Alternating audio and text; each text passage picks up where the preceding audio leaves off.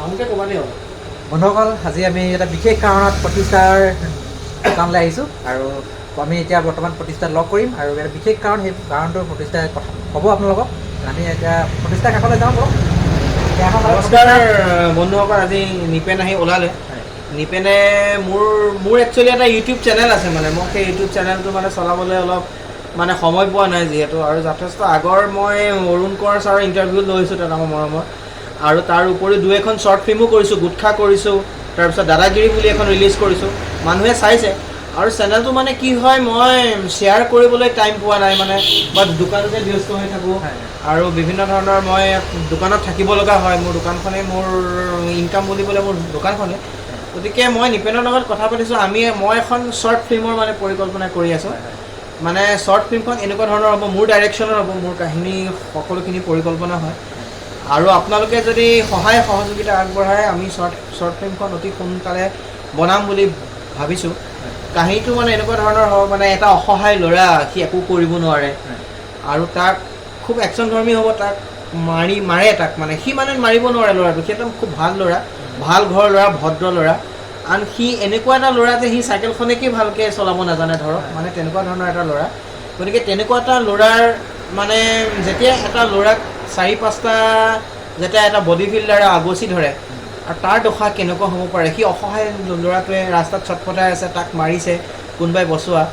গতিকে তাক মাৰি পেলাই দিয়ে আৰু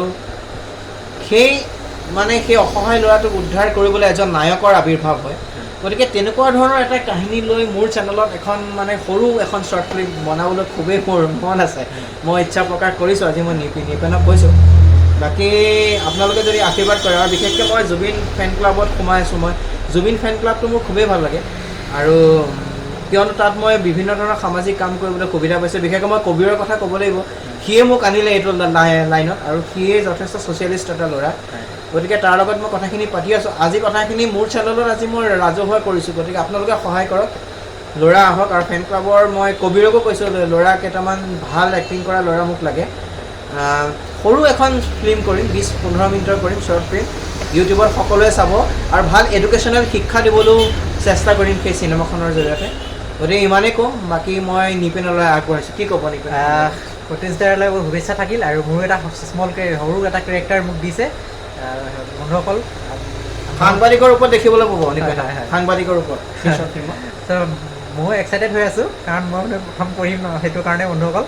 চ' ভাল লাগিছে মনটো সেই কেৰেক্টাৰটোৰ কাৰণে ময়ো নিজকে প্ৰিপেয়াৰ কৰিব লাগিব এতিয়া প্ৰতিষ্ঠাৰ আমি যিমান পাৰোঁ সহযোগিতা কৰি যাম আৰু আপুনি নিশ্চয় আমি আশা কৰা মতে ভাল হ'ব বুলি ভাবিছোঁ আৰু শুভেচ্ছা থাকিল প্ৰতিষ্ঠালৈ আৰু কিমান দেৰি হয় নাজানো শ্বৰ্ট ফিল্মখন কিন্তু যদি ল'ৰা যদি তেনেকুৱা পাওঁ মই ভাল যদি এক্টিং কৰা ল'ৰা যদি মানে আহে মানে কবিৰৰ প্ৰচেষ্টাত বুলিয়ে কৈছোঁ কাৰণ সি বহুত ক্ষেত্ৰত মোক সহায় কৰিছে আজি দোকানখন আগুৱাই নিয়াৰ ক্ষেত্ৰত বহুতখিনি যথেষ্ট সি মোক সহায়ো কৰিছে আৰু বাকী সকলৰ সহায় সহযোগিতা আছে আৰু বাকী ল'ৰাখিনিও ভাল এক্টিং কৰে বাকী ল'ৰাখিনিকো মই নেগলেক্ট কৰা নাই গতিকে এনেকুৱা এখন শ্বৰ্ট ফিল্ম কৰিবলৈ মন আছে ধন্যবাদ গুড নাইট